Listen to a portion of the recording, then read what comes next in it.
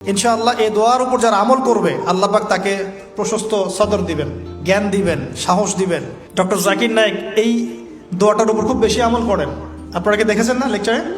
এই দোয়াটার ব্যাপক ফজিলত আছে। তো মুসা আলাইহিস সালাম বলছেন, আল্লাহ আমার এই সমস্যা, আল্লাহ বলছেন এই দোয়া করো, রব্বিশ রহলি সদরি। আমরা কি দোয়া করবো তাহলে? রব্বিশ রহলি সদরি, আল্লাহ আমার এই কলিজাটা বড় করে দাও। মানে আমার কলিজা বড় করো মানে কি? সাহস বাড়িয়ে দাও। দিনের দাওয়াত দেওয়ার জন্য কি লাগে? সাহস। আমার সাহস বাড়িয়ে দাও।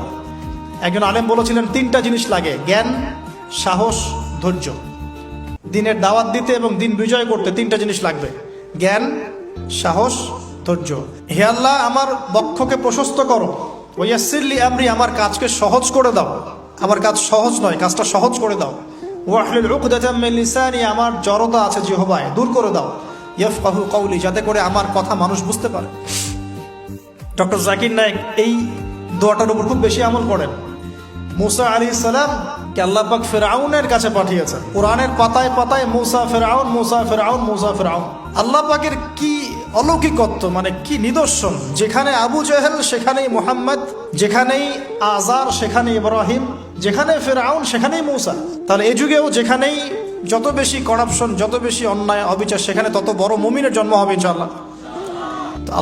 আল্লাহর পক্ষ থেকে নবুয়ত পাওয়ার পরে তিনি দোয়া করছেন, আল্লাহ আমার এত সাহস নাই, শক্তি নাই, আল্লাহ আমি দুর্বল।